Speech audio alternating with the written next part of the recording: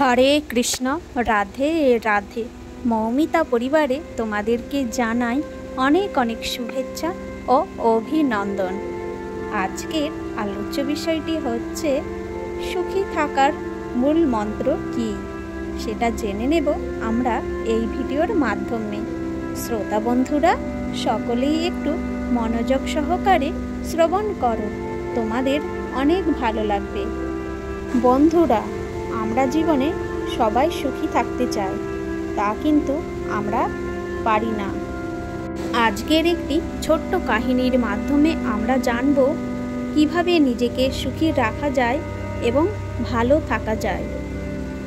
কাহিনী অনুসারে ভগবান শ্রীকৃষ্ণ এবং অর্জুন যখন ভ্রমণ করছিলেন, তখন অর্জুন শ্রীকৃষ্ণকে জিজ্ঞাসা করলেন, জীবনে তো সবাই সুখী হতে চায়, কিন্তু তা হয় না কেন?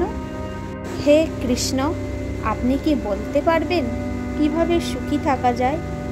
তখন শ্রীকৃষ্ণ বললেন, তুমি জানতে চাও মানুষ কিভাবে সুখী হতে পারে, এর উত্তর আমি দেব না, বরং তুমি নিজে থেকেই জানতে পারবে কিভাবে সুখী থাকা যায়।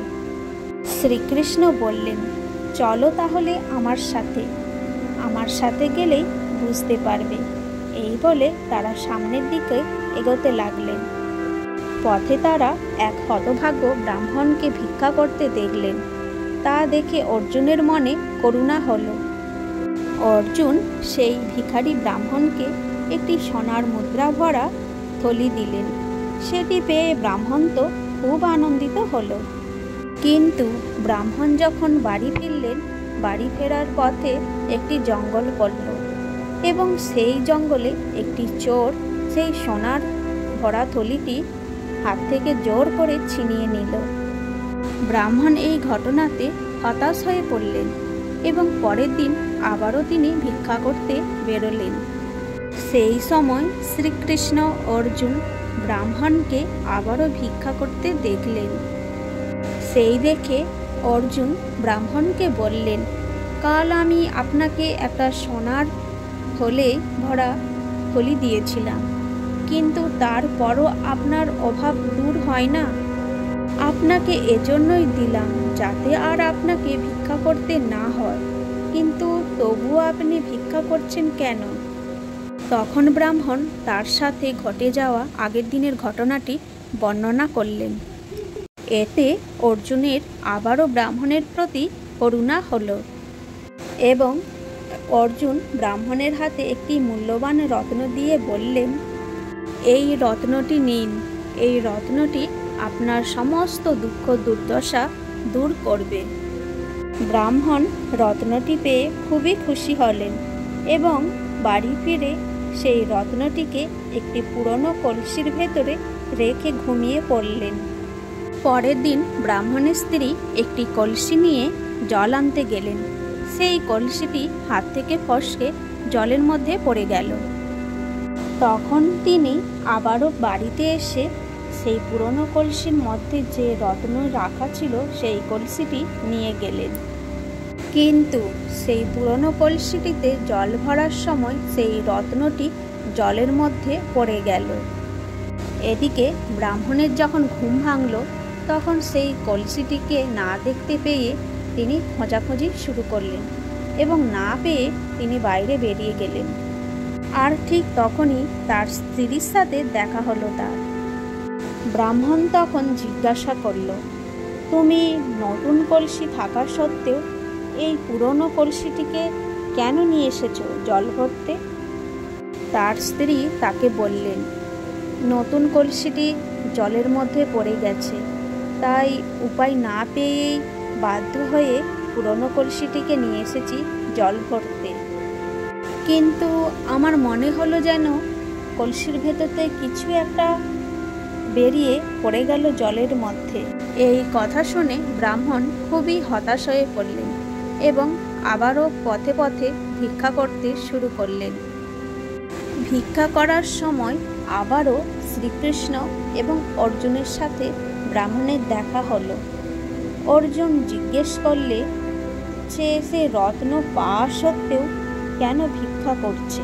ব্রাহ্মণ তখন তাকে রত্ন হারিয়ে যাওয়ার সমস্ত কাহিনী শোনালেন।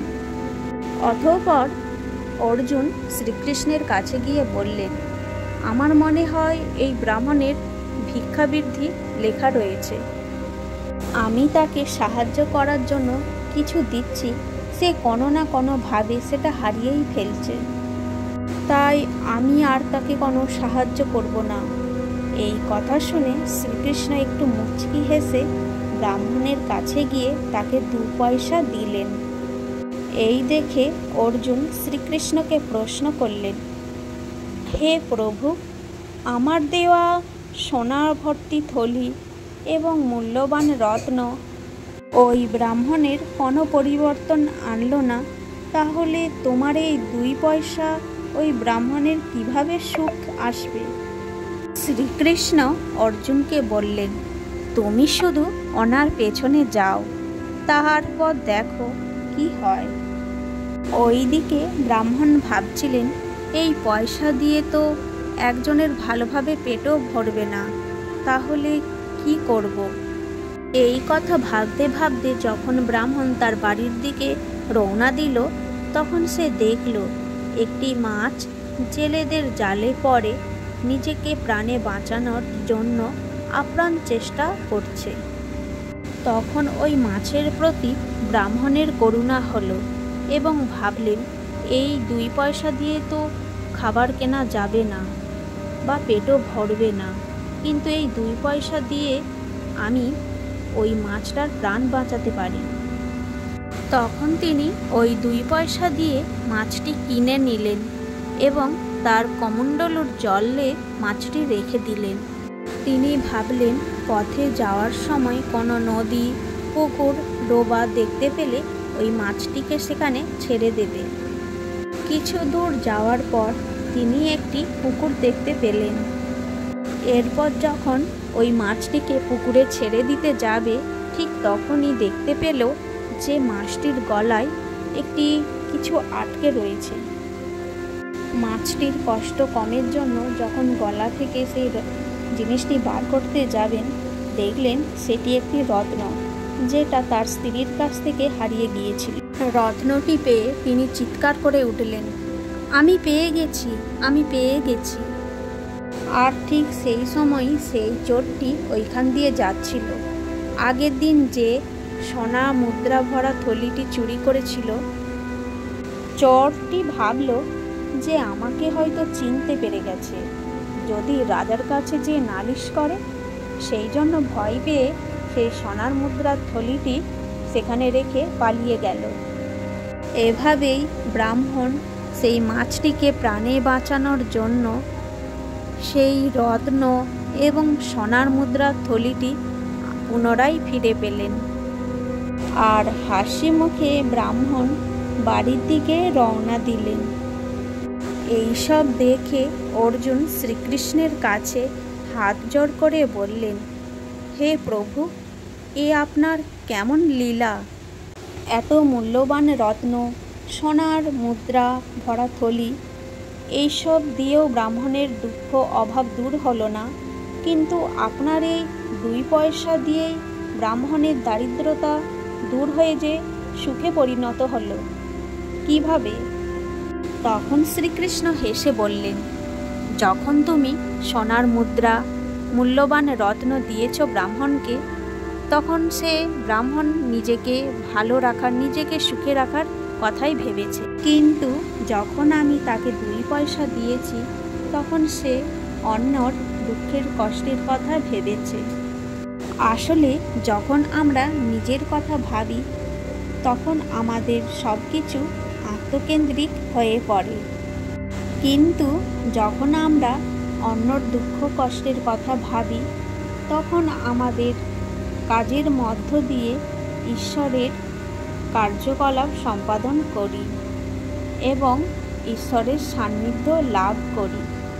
নিঃস্বার্থভাবে আমরা যখন কোনো কিছু করি, ঈশ্বরের কৃপা আমাদের ওপরে পড়ে এবং আমরা জীবনে সুখী হতে পারি।